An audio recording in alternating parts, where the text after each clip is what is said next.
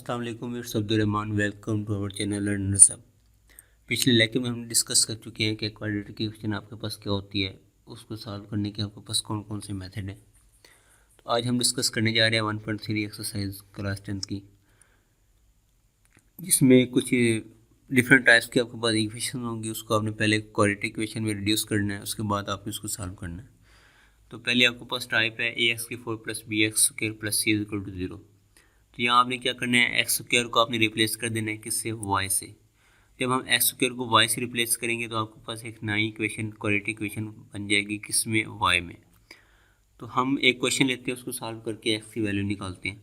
आपके पास क्वेश्चन है 2x4 - 11x² + 5 = 0। तो यहाँ हमने क्या करना है, x² को आपने रिप्लेस करना है किससे, y से। तो आपके पास नई इक्वेशन बन जाएगी 2y² - 11y + 5 = 0।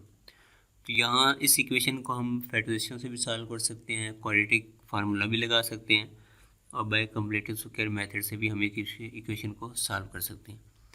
यहाँ से हमारे पास क्वाड्रेटिक फार्मूला हम लगाएंगे तो आपके पास y² का जो कोएफिशिएंट है वो a है, y का -11 है और 5 कांस्टेंट है आपके पास। तो यहाँ हम क्वाड्रेटिक फार्मूला आपके पास होता है y = -b + -b² - 4ac√2 है। हम वहाँ a, b और c की वैल्यू पुट करेंगे तो आपके पास y की नई वैल्यूज आ जाएंगी, y = 5 और y = 1/2। अब क्योंकि आपके पास इक्वेशन आपके पास x फॉर्म में है, तो वैल्यूज़ हमने y फॉर्म में निकाली है, लेकिन हमें वैल्यूज़ भी x फॉर्म में चाहिए। तो आपने पीछे रिप्लेस किया था x² = y, तो y की हम वैल्यू पुट करेंगे, x² = 5, वहाँ से आपके पास x = ±5 आ जाएगा। सिमिलरली इसी तरह y = आपके पास 1/2 निकला है।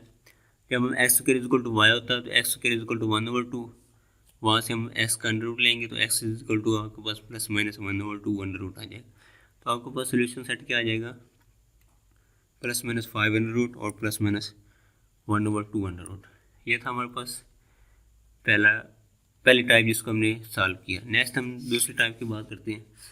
आपके पास कुछ इस तरह की टाइप आएगी a(p(x) + b/p(x) = c। तो यहाँ भी आपने क्या करना है, जो p(x) आपके पास वैल्यू होगी ना, उसको आपने रिप्लेस करना है किससे, y से। तो आपके पास नई फॉर्म बनेगी ay + b/y = c। वहाँ से आपके पास इक्वेशन बन जाएगी ay² - cy + b = 0। नेक्स्ट हम क्वेश्चन लेते हैं, उस क्वेश्चन को सॉल्व करके हम x की वैल्यू निकालते हैं। क्वेश्चन आपके पास 1.3 एक्सरसाइज का है, 2x² + 1 + 3/2x² + 1 = 4। यहाँ आपने क्या करना है, क्योंकि आपके पास p(x) है तो हमने इसको y से रिप्लेस करना है। 2x² + 1 = y, वहाँ से हम y की वैल्यू निकलें, इसमें y रिप्लेस किया तो y + 3/y = 4 आ जाएगा। आपने क्या करना है, नीचे y है, y को ख़त्म करने के लिए हम होल इक्वेशन को y से मल्टीप्लाई कर देते हैं। तो ये आपके पास नई इक्वेशन बन जाएगी y² + 3 = 4y। तो 4y को हम इस साइड पे ले आएंगे तो y² - 4y + 3 = 0। अब हम इसकी फैक्टराइजेशन करते हैं, वहाँ से y की वैल्यू आपके पास निकलेंगी, y = 1 और y = 3। अब क्योंकि आपके पास इक्वेशन आपके पास x फॉर्म में थी, हमें वैल्यूज़ भी x फॉर्म में चाहिए। हम क्या करेंगे, जो हमने पीछे लेट किया था आपके पास y के इक्वल 2x² + 1 = y, तो हम वहाँ y की वैल्यू पुट करेंगे। y की वैल्यू आपके पास क्योंकि एक 1 है, जब हम 1 पुट करेंगे तो आपके पास 2x² + 1 = 1, 2x² - 1, इस 1 को हम दूसरी साइड पे ले जाएंगे, -1 हो जाएगा, वो 0 आ जाएगा। वहाँ से x = आपके पास क्या आ जाएगा, 0। सिमिलरली आपने क्या करना है, y = 3 आपके पास आंसर निकला था, आपने जो पीछे लेट किया उसमें y की वैल्यू पुट की, 2x² + 1 = 3, वहाँ से साइड को दूसरी साइड पे ले जाएंगे तो वो 2 आ जाएगा। तो x² क्या आ जाएगा आपके पास, ±1। तो आपके पास सोल्यूशन सेट क्या बनेगा, ±1/0। नेक्स्ट आपके पास टाइप्स है एक्सपोनेंशियल इक्वेशन। अच्छा, सबसे पहले तो हम एक्सपोनेंशियल इक्वेशन होती क्या है वो हम डिस्कस करते हैं। यानी एक्सपोनेंशियल इक्वेशन वेरिएबल अकर इन एक्सपोनेंट, मीन्स कि जो आपके पास वेरिएबल है, x है, y है, वो आपके पास एक्सपोनेंट में आएगा, मीन्स पावर में आएगा। जैसे ये कोई कांस्टेंट है आपके पास a, उसकी पावर हम x लिख लेते हैं, मीन्स कि आपके पास वेरिएबल आपके पास किस में आ गई, एक्सपोनेंट में। तो इस फॉर्म को हम क्या कहते हैं, एक्सपोनेंशियल, और इस इक्वेशन को हम क्या कहेंगे, एक्सपोनेंशियल इक्वेशन। तो नेक्स्ट हम एक्सरसाइज 1.3 से क्वेश्चन लेते हैं, जो कि आपके पास एक्सपोनेंशियल इक्वेशन है, उसको हमने सॉल्व कैसे करना है। आपने क्या करना है, सबसे पहले तो आपने इसको फॉर्म बनानी है सिंपल। इस 2x + 1 को हम लिख सकते हैं 2^2x डॉट 2^1 मीन्स 2x + 1 को हमने ओपन कर लिया तो आपके पास 2^2x डॉट 2^1 आ जाएगा। बाकी वैसे का वैसे, तो ये 4 2 8 हो जाएगा, 2 की x वैसे का वैसे रहेगा, -9 2 की x + 1 = 0। ये आपके पास इक्वेशन 1, हम इसको क्या लेते हैं। अब आपने क्या करना है, रिप्लेस करना है 2^x को किससे, y से। जब हम दोनों साइड का स्क्वायर लेंगे तो आपके पास 2^2x = क्या आ जाएगा, y²। अब आपने इस इक्वेशन 1 में पुट किया तो आपके पास आ जाएगी वैल्यूज 8y² - 9y + 1 = 0।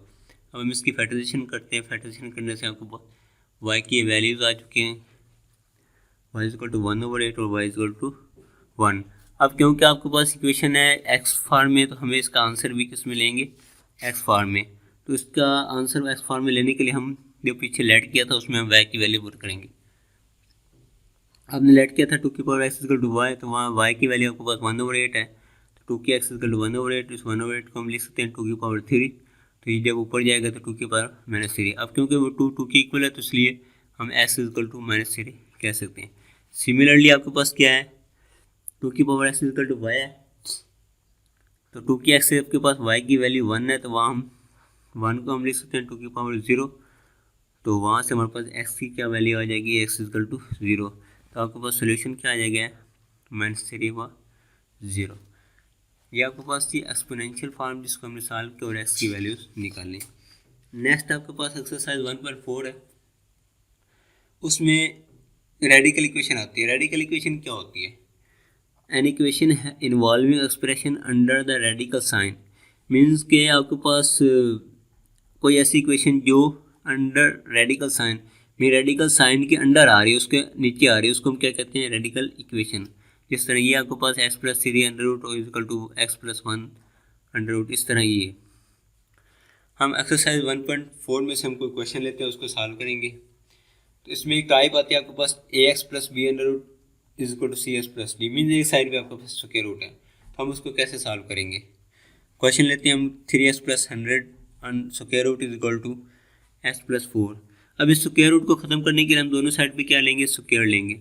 जब स्क्वायर लेंगे तो ये स्क्वायर रूट खत्म हो जाएगी, दूसरी साइड पे उसको स्क्वायर ओपन कर लेना है, तो 3x + 100 = x² + 8x + 16।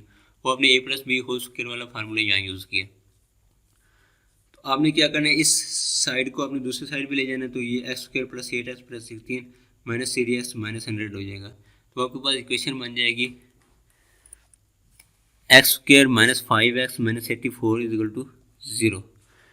तो अब आपने इस इक्वेशन को क्वाड्रेटिक फार्मूला से भी सॉल्व कर सकते हैं, फैक्टराइजेशन से भी कर सकते हैं सॉल्व। तो हम यहाँ फैक्टराइजेशन मेथड यूज़ करेंगे, तो आपके पास इसके पेयर बनेंगे 12 और 7, तो आपके पास इक्वेशन आएगी x² + 12x - 7 - 84 = 0। तो हम यहाँ से x कॉमन लेंगे तो आपके पास x और +12 और -7 कॉमन लेंगे तो आपके पास x + 12 एक पेयर बनेगा, x - 7 एक बनेगा x + 12। तो यहाँ से हमारे पास x की वैल्यूज आ चुकी हैं।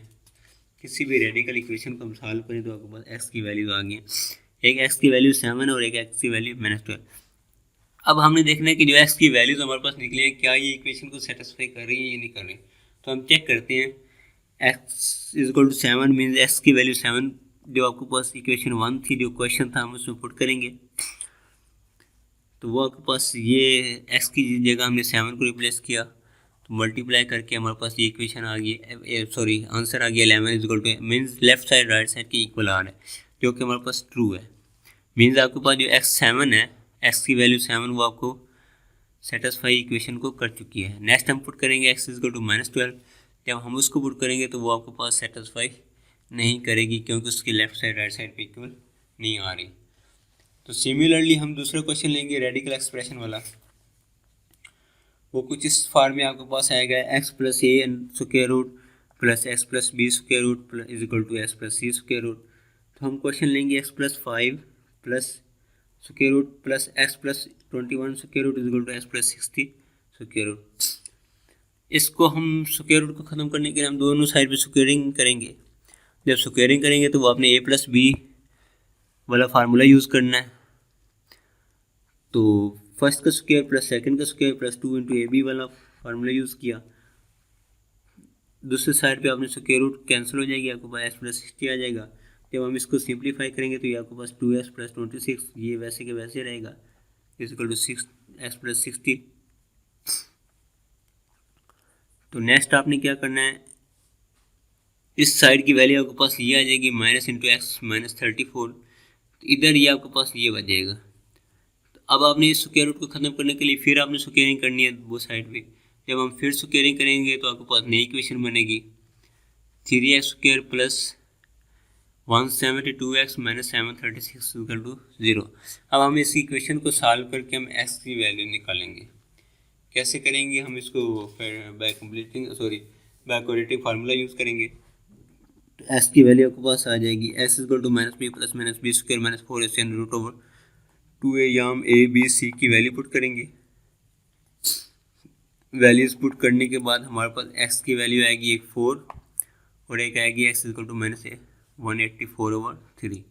तो अब हमने चेक करना है कि x की किस वैल्यू पे इक्वेशन को सेटिस्फाई कर रही है या नहीं कर रही। तो हम x की जगह जो x की वैल्यूज़ हैं वो हम रिप्लेस करेंगे, जो हमारे पास गिवन क्वेश्चन है वहाँ हम x की वैल्यू रिप्लेस किए तो वो आपके पास, जब हम x इक्वल टू 4 पुट करेंगे तो वो लेफ़्ट साइड राइट साइड के इक्वल आ रही है। इसका मतलब है कि जो x की 4 है वैल्यू उस पर इक्वेशन सेटिस्फाई कर चुकी है।